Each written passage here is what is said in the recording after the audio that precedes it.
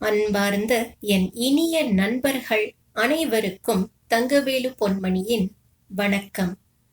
இன்று நீங்கள் கேட்கவிருப்பது கானாசு என்று அழைக்கப்படும் கானா சுப்பிரமணியம் அவர்களின் நாவல் பொய்த்தேவு. இடைவேளை, கோயில் மணி மற்றும் 3ஆம் பகுதி இருள். இந்த 2 தலைப்புகளோடு இந்த நாவல் நிறைவு பெற இருக்கிறது. இதுநாள் வரையில் இந்த நாவலை ஆதரித்த அத்தனை அன்பு உள்ளங்களுக்கும் மிக்க நன்றி. மேன்மேலும் இந்த ஆதரவு தொடரும் என்று நம்புகிறேன். இந்த சேனலில் உள்ள அனைத்து கதைகளையும் கேட்ட அன்பு நெஞ்சங்களுக்கு மிக்க நன்றி. வாருங்கள், நாவலுக்குள் செல்லலாம். இடைவேளை, கோயில் மணி. மனிதனுடைய மனசிலே, உள்ளத்திலே, அந்தரங்கத்திலே விதவிதமான சக்திகள், நவநவமான உணர்ச்சிகள் வினாடிக்கு வினாடி மூழ்கின்றன, மூண்டு போராடுகின்றன. இந்த போராட்டமே மனிதனுடைய வளர்ச்சிக்கு முக்கிய காரணமாக அமைகிறது.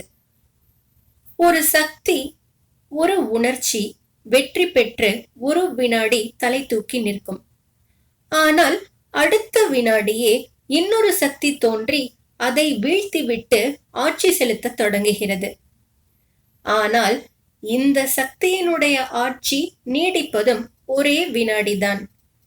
இந்த போராட்டத்துக்கெல்லாம் பின்னணியாக மனிதன் உள்ளத்திலே ஒரு லட்சியத்தை, ஒரு தெய்வத்தை கற்பனை பண்ணிக்கொண்டு வாழ ஆரம்பித்து விட்டானால் அவனை பாக்கியசாலி என்றே சொல்ல வேண்டும். சோமசுந்தர முதலியார் பாக்கியசாலிதான். அவர் தொட்டதெல்லாம் துலங்கிற்று. அவர் எந்த காரியம் செய்தாலும் அது காரணமாக பேங்கிலே பணம் ஏறிக்கொண்டே இருந்தது. மனிதர்களிடையே மதிப்பு ஏறிக்கொண்டே இருந்தது. புது புது துறைகளிலே ஈடுபட தெம்பும் வலுவும் இருந்தன அவருக்கு. உடல் வலுவு தெம்பு மட்டுமல்ல, முக்கியமாக மன வலுவு தெம்பும் இருந்ததைத்தான் சொல்ல வேண்டும். கிரோசின் ஏஜென்சி எடுத்தார், பெட்ரோல் ஏஜென்சி எடுத்தார். செத்துக்கொண்டிருந்த ஒரு சங்கீத சபாவை புதுக்கி அதன் மூலம் தமக்கு லாபமும் ஊருக்கு கலைஞானமும் வழங்கினார். அவருடைய பழைய வியாபாரங்கள் எல்லாம் ஓய்வில்லாமல் செழித்து கொழித்து கொண்டு இருந்தன. தென்னிந்திய வியாபாரிகள் லிமிடெட் கம்பெனியிலே வியாபாரம் அமோகமாக நடந்தது. கும்பகோணம் நகரிலேயே 6 கிளை ஸ்தாபனங்கள், கடைகள் இருந்தன. தஞ்சையில் 1, மாயவரத்தில் 1, சரக்குகள் வாங்குவதற்கென்று அங்கங்கே ஏஜென்ட்டுகளும் கிடங்குகளும் இருந்தன. அடிக்கடி ஊரெல்லாம் சுற்றி மேற்பார்வை பார்த்து வருவார் முதலியார். தஞ்சை ஜில்லாவிலே உள்ள கிராமங்களில் எல்லாம் கிளை ஸ்தாபனங்கள், கடைகள் நிறுவ திட்டம் போட்டு அமலுக்கு கொண்டு வர முயன்று கொண்டு இருந்தார் அவர். பணம் என்கிற தெய்வம், லட்சியம் முதலியாருடைய உள்ளத்தையும் மனசையும் ஆக்கிரமித்துக் கொண்டு அவருடைய சக்திகளை எல்லாம் ஒருமுகமாக இயக்கிக் கொண்டு இருந்தது. குழாய் வழியாக மில்லுக்குள்ளே பாய்ச்சப்படும் தண்ணீர் உள்ளே செய்ய வேண்டியதையெல்லாம் செய்துவிட்டு ஒரு வாய் வழியாக வெளியே வந்து ஊற்றிக்கொண்டே இருப்பது போல பணம் முதலியாருடைய காலடியிலே மில் தண்ணீராக வந்து குட்டிக் கொண்டு இருந்தது. ஆதி காலத்தில் சிறு பிள்ளையாக சாத்தனூர் தெருக்களிலே நின்று வேடிக்கை பார்த்து கொண்டு திரிந்த நாட்களிலே சிந்திப்பதற்கு அவகாசமும் சக்தியும் நிறைய இருந்தன முதலியாருக்கு. நடுவிலே கொஞ்ச நாள் அவகாசம் இருந்தது. ஆனால் சிந்திக்கும் சக்தியை இழந்து இருந்தார். இப்பொழுது அந்த சக்தி மீண்டும் தோன்றிவிட்டது. ஆனால் நல்ல வேளையாக அவகாசம் கிடைக்கவில்லை. நல்ல வேளையாக என்பதிலே அர்த்தம் இருக்கத்தான் இருக்கிறது. சிந்திப்பவன் தன் சிந்தனைகளின் பலாபலன்களை பற்றி நினைக்காதவனாக இருக்க வேண்டும். ஆனால் சிந்தனை தன்னை எங்கே கொண்டு போய் விடுமோ, என்ன செய்ய தூண்டுமோ என்று பயப்படுகிறவன் சிந்திக்க சக்தியில்லாமல் இருப்பதே நலம். தவிரவும் வாழ்க்கையிலே சிந்திக்க வேண்டியவற்றை எல்லாம் பற்றி சிந்தித்து கூடுமான வரையில் முடிவு கட்டிவிட்டு பிறகு வாழ ஆரம்பிப்பவனே கெட்டிக்காரன். பழைய காலத்து குருகுல வாழ்க்கைக்கு இதுதான் அர்த்தம் போலும். வாழ்க்கை வழிகள் குருகுலத்தை விட்டு வெளியேறும் முன் திடமாகி விட வேண்டும். இந்த வழி போகலாமா, அந்த வழி போகலாமா என்று வழி நெடுகிலும் யோசித்துக் கொண்டே போகிறவன் எங்குமே போய் சேரமாட்டான் என்பது நிச்சயம். வேறு ஒன்றும் இல்லாவிட்டாலும் குறைந்தபட்சம் ஒவ்வொரு மனிதனும் அவன் போகிற திசையை பற்றியேனும் நிச்சயம் செய்து கொண்டுதான் ஆக வேண்டும். சிறு சிறு பிரச்சனைகளை கூட அவை எழும்போது வினாடியிலே தீர்த்து கொண்டு விடலாம் என்று எண்ணுவது பிசகு என்பதுதான் அனுபவ ரகசியம். அப்படி தீர்த்து கொள்ள முடியவே முடியாது. சிந்தித்து முடிவு கட்டுவதற்குள் பிரச்சனைகளின் தன்மை தீர்ந்து விடும். முடிவு கட்டி பிரச்சனையை தீர்த்து வைக்கும் வரையில் பிரச்சனைகள் பிரச்சனைகளாக காத்திருக்க மறுக்கின்றன. தத்துவ ஞானிகளின் தோல்வி இங்கேதான் ஆரம்பமாகிறது. எவ்வளவோ நாட்களுக்கு பிறகு மீண்டும் சிந்திக்கும் சக்தியை பெற்றுவிட்டார் சோமசுந்தர முதலியார். அவருக்கு சிந்திக்கவே இஷ்டமில்லைதான். ஆனால் அவர் இஷ்டத்தையும் மீறிய ஒரு சக்தி இந்த விஷயத்திலே அவரை ஆட்டி வைத்தது. அவர் உள்ளத்திலே அலை மோதியது. சிந்தனைகள் ஒன்றன் பின் ஒன்றாக ராட்சச ரூபம் கொண்டு எழுந்து அவர் இருதயத்தை மோதி தகர்த்தன. அவருடைய சிந்தனை மறுமலர்ச்சியின் ஆரம்பம் அவருக்கு நன்றாக ஞாபகம் இருந்தது. கோமள விலாசத்திலே கிரகப்பிரவேசம் ஆன பிறகு 7-8 நாட்கள் கழித்து அவர் சாமாவின் வாசகசாலைக்கு போயிருந்த போது அங்கே கேள்விப்பட்டார், சாம்பமூர்த்தி ராயர் பண்டரிபுரத்திலே பண்டரிநாதர் சந்நிதியை அடைந்து அவர் காலடியிலேயே விழுந்து இறந்து விட்டார் என்று சாமா சொல்லி கேள்விப்பட்டார். சாம்பமூர்த்தி ராயரையும் சாத்தனூரையும் மேட்டுத் தெருவையும் வள்ளிசாக 8 நாள் மறந்துவிட்டிருந்த சோமசுந்தர முதலியாரின் இருதயத்திலே அந்த செய்தி புயலென கடும் மின்னலென தாக்கியது.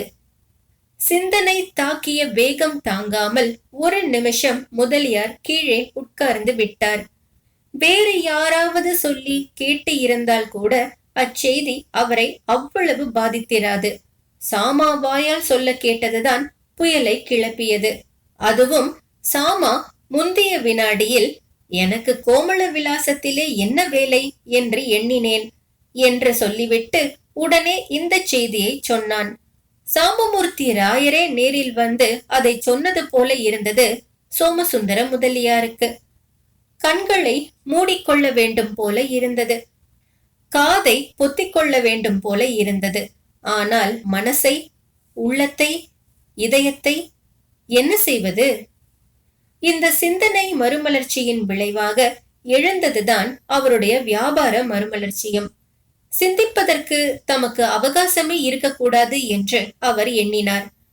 அவகாசம் இல்லாதிருக்க வேண்டும் என்கிற ஆசையிலேதான் அவர் ஒன்றன் பின் ஒன்றாக புது புது முயற்சிகளிலே ஈடுபட்டார்.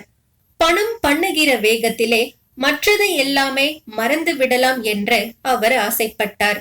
ஆனால் அது அவ்வளவாக பலிக்கவில்லை.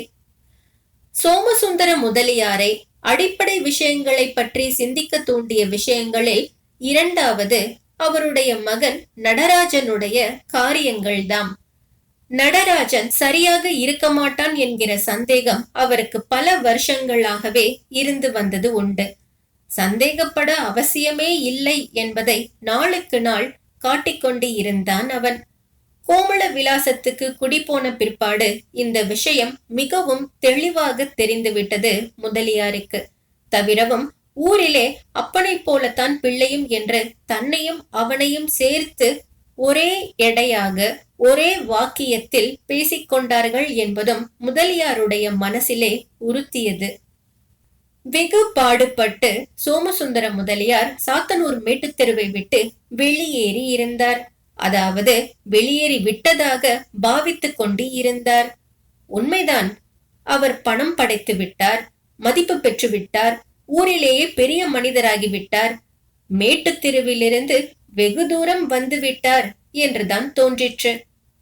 ஆனால் கருப்பு முதலியும் மேட்டுத் தெருவும் சாத்தனூரும் அவரை பற்றிய வரையில் அழியாமல் நின்று நிலைத்துவிட்ட உண்மைகள் என்று அவர் உணர்ந்தார். தம் மகனை பார்க்கும் போதெல்லாம் உணர்ந்தார்.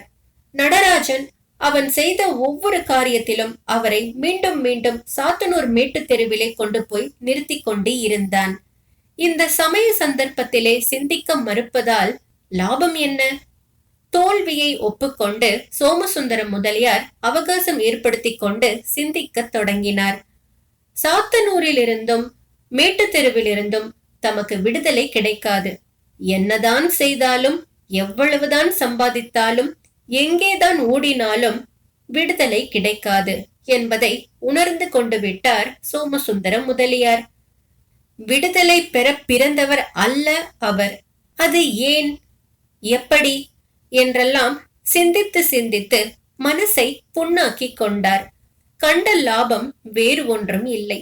சற்றேறக்குறைய இதே சமயத்திலே தமக்கு இன்பத்தில் ஈடுபாடும் சக்தியும் குறைந்து கொண்டு இருந்தன என்பதை கண்டார். திரும்பி இருந்த வாலிபம் மறைந்து விட்டது. மறைந்தது நடந்து போன அடிச்சுவடு தெரியாமல். திடுக்கிட்டு பணத்தின் உதவியையும் வைத்தியர்களின் உதவியையும் நாடினார்.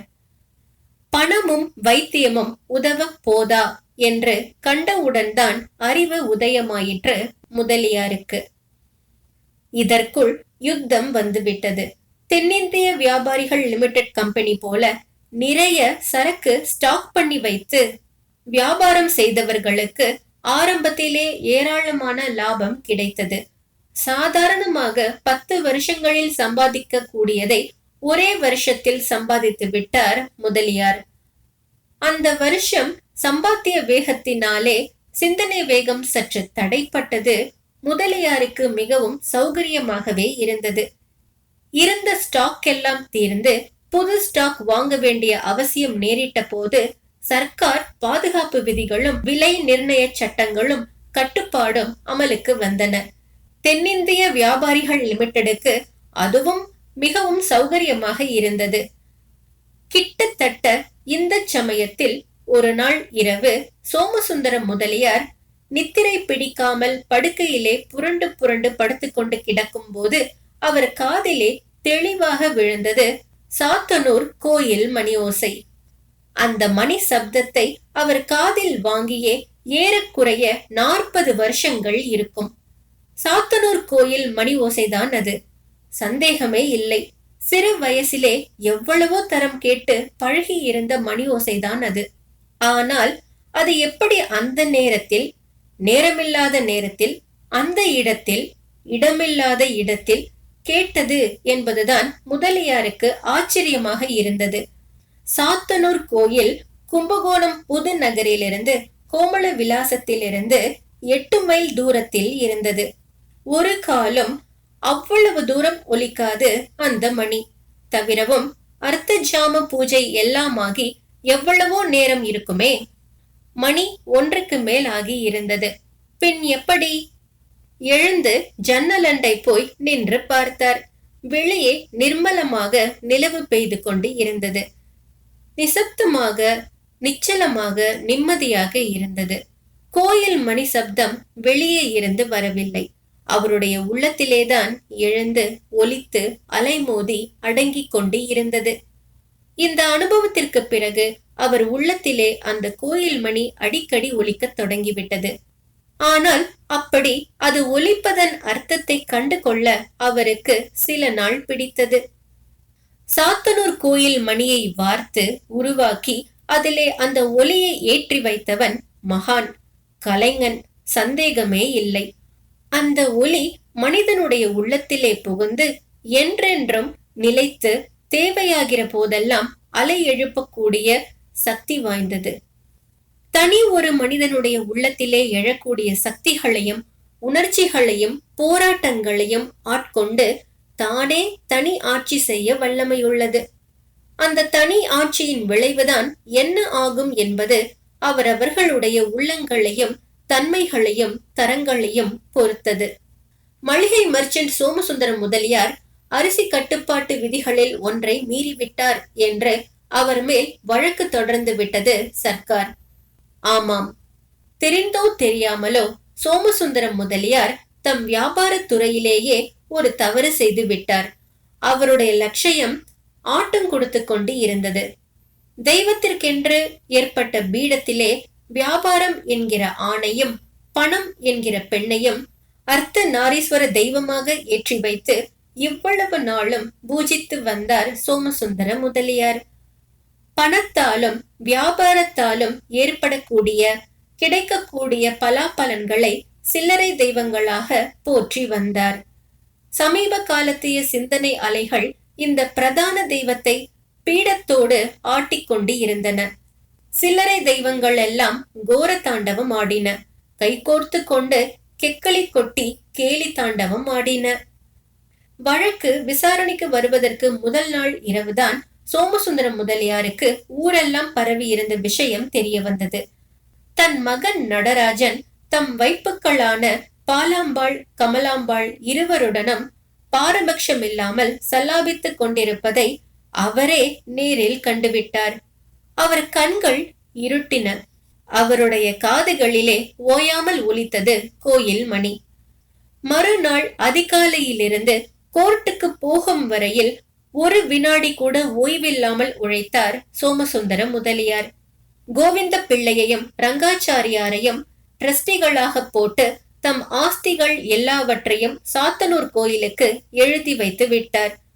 கோவிந்த பிள்ளையை மேனேஜிங் டைரக்டராக ஏற்றுக்கொண்டு கம்பெனியை நடத்தலாம் என்று மற்ற டைரக்டர்களுக்கு சிபாரிசு செய்தார். கம்பெனியிலே தம் பங்கு முதலியவற்றை எல்லாம் பணமாக திரட்டி ட்ரஸ்டிகள் கோயிலுக்கு சேர்த்துவிட வேண்டும் என்று உத்தரவு இட்டார்.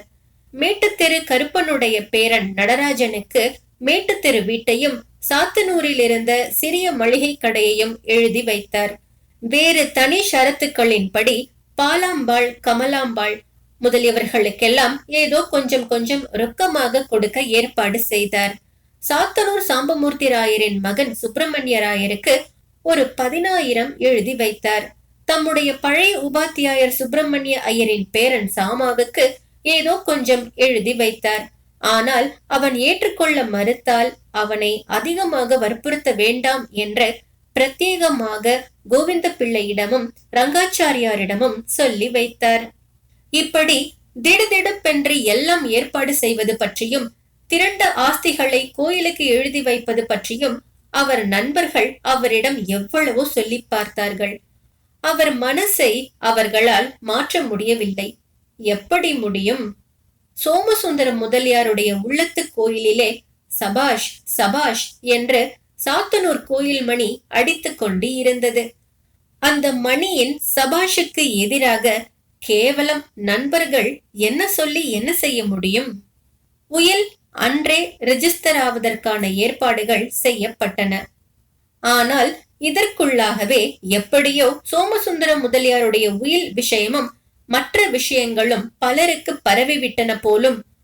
கோர்ட்டிலே ஒரே கூட்டம். சோமசுந்தர முதலியாரை பார்க்க ஏகப்பட்ட பேர் வந்து கூடியிருந்தார்கள். அரிசி விதிகளில் ஒன்றின்படி தாம் குற்றவாளியே என்று முதலியார் கோர்ட்டிலே ஒப்புக்கொண்டு விட்டார். அவருக்கு 7 மாசம் சிறைவாசமும் 2000 ரூபாய் அபராதமும் விதிக்கப்பட்டன. பணம் கையில் கொண்டு வந்திருந்த கோவிந்த பிள்ளை அபராதத்தை அங்கேயே கோர்ட்டில் கட்டிவிட்டார். சோமசுந்தர முதலியார் அங்கே கூடியிருந்தவர்களிடம் விடை பெற்றுக் கொண்டு சிறை புக தயாரானார்.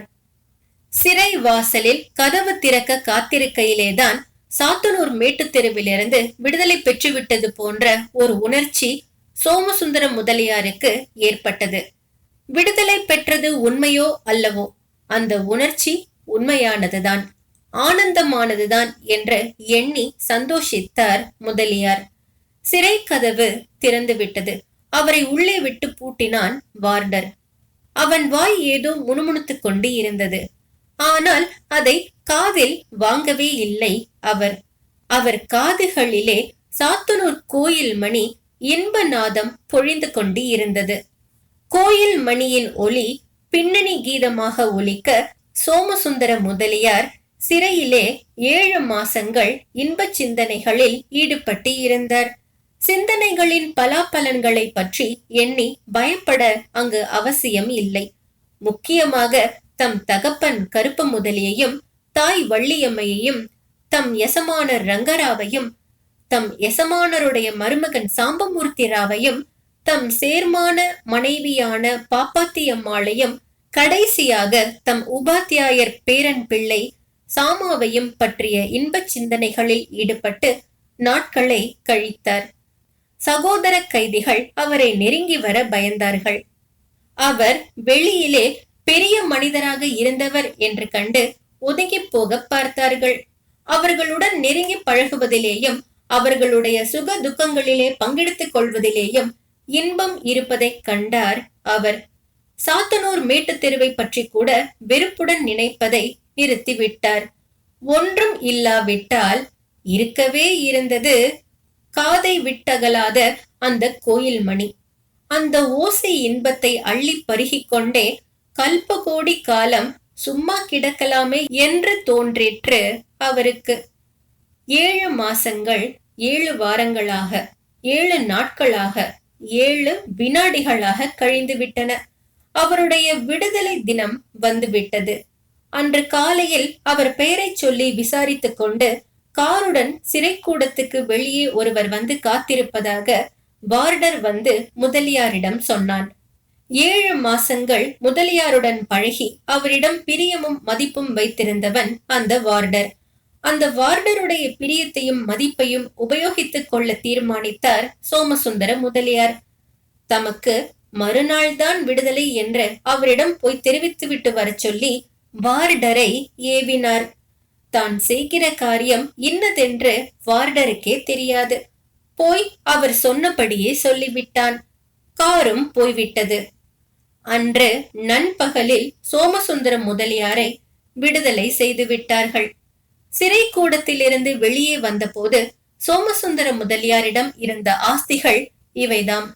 இடுப்பிலே கட்டியிருந்த 4 முழ கதர்வேட்டி, தோளிலே போட்டிருந்த 3 முழ துண்டு, உள்ளத்திலே கனிந்து இருந்த சிந்தனைகள், வயசால் துவண்டு விட்ட உடல், இவ்வளவுதாம். இவற்றிலே கூட ஓர் ஐட்டம் அதிகம் என்று எண்ணியவர் போல சோமசுந்தர முதலியார் 2 கல் நடப்பதற்குள்ளாக தோளிலே போட்டிருந்த துண்டை எடுத்து காற்று வாக்கிலே வீசி எறிந்து விட்டார். இடுப்பு துணியை வரிந்து கட்டிக்கொண்டு கிழக்கு நோக்கி நடக்க ஆரம்பித்தார். 3ஆம் பகுதி. இருள். சாலையோரத்திலே செத்து கிடந்தான் சோமு பண்டாரம். தண்ணீர் முதலியன எடுத்து கொடுத்து கூட இருந்து அவனுடைய கடைசி வினாடிகளை சுலபமாக்கிய 2 பண்டாரங்கள் அங்கிருந்து கிளம்ப தயாராகி கொண்டு இருந்தார்கள். ஒரு பண்டாரம், இந்த பண்டாரம் வேடிக்கையான பண்டாரமாய் இருந்தான். நம்ம கிட்டே குடுக்கை, கந்தை துணி, கஞ்சா உண்டை ஏதாவது இருக்கு. இவன்கிட்டே அது கூட கிடையாது. என்ன பண்டாரங்கிறேன் என்றான். மற்றவன், போலாம் கிளம்பு, ஊரு பக்கத்திலே இருக்கு. யாராவது இதை பார்த்து சேர்க்கிற இடத்திலே சேர்த்து கோவிந்தா போட்டு சுட்டுடுவான். நாம போகலாம். இன்னஞ்செத்த போனால் கும்பி கொதிக்கும். 4 இடம் பார்த்தா தானே சோறு கிடைக்கும் என்றான். நேத்து ராத்திரி ஒரு விஷயம் சொன்னான் இந்த பண்டாரம் என்றான் முதல் பண்டாரம். சொல்லு என்று கூறிக்கொண்டே அங்கிருந்து நகர்ந்தான் 2வது பண்டாரம். முதல் பண்டாரமும் கிளம்பினான். இருவரும் பேசிக்கொண்டே சிறிது தூரத்துக்கு அப்பால் கூரைகள் தெரிந்த திசை நோக்கி நடந்தார்கள். முதல் பண்டாரம், நேத்து ராத்திரி தெய்வம் ஒண்ணுதான்னு நான் இந்த புது பண்டாரத்துக்கிட்ட சொன்னேன். ஏதோ பேசிக்கிட்டு இருக்கிறச்சே சொன்னேன். இந்த பண்டாரம், இல்லை, தெய்வம் ஒண்ணு மட்டும் இல்லை, எத்தனையோ உண்டு அப்படின்னு நான். 33 கோடின்னு சில புராணம் சொல்லுது. அது தப்புன்னு நான். தப்புத்தான் நான். அவன் முதல்ல அப்படி சொன்னேன், இப்ப இப்படி சொல்றியேடான்னு நான் கேட்டேன். தெய்வங்கள் 33 கோடி மட்டுமில்லை, 33 கோடியோ எத்தனையோ 33 கோடி தெய்வம் இருக்குன்னு நான். எப்படிடா தெரிஞ்சிச்சு உனக்குன்னு நான் கேலியாக கேட்டேன். உலகம் பிறந்த நாள் முதல் இன்னி வரையில் எவ்வளவு வினாடி உண்டோ அவ்வளவு தெய்வமும் உண்டு. இனி இருக்க போற வினாடிக்கும் வினாடிக்கு ஒரு தெய்வம் உண்டு நான் அந்த பண்டாரம். எனக்கு புரியவில்லை. பின்னாடி கேட்டுக்கலாம்னு விட்டுட்டேன் என்றான். என்ன எழவோ அது போகட்டும். அதோ வராரே அவர்கிட்ட இந்த ஊருக்கு பேரு என்னன்னு விசாரி என்றான் இரண்டாவது பண்டாரம். அந்த ஊர் சாத்தனூர் என்று பெயர் தெரிவித்தார் எதிரே வந்தவர். ஆனால் அது கும்பகோணத்துக்கு மேற்கே 4வது மைலில் காவேரி கரையில் இருந்த சாத்தனூர் அல்ல. கும்பகோணத்துக்கு கிழக்கே பல மைல்களுக்கு அப்பால் இருந்த வேறு ஒரு சாத்தனூர். அந்த சாத்தனூரிலும் மேட்டுத்தெரு இருந்தது. ஆனால் இதெல்லாம் தெரியாது சோமு பண்டாரத்துக்கு. அவன் சாலையோரத்திலே செத்து கிடந்தான். முற்றும். இதை கேட்டதற்கு நன்றி. பிடித்து இருந்தால் இந்த சேனலை சப்ஸ்கிரைப் செய்து உங்கள் நண்பர்களுக்கு ஷேர் செய்யவும். இன்றைய பொழுது இனிதாக அமைய நல்வாழ்த்துக்கள். நன்றி.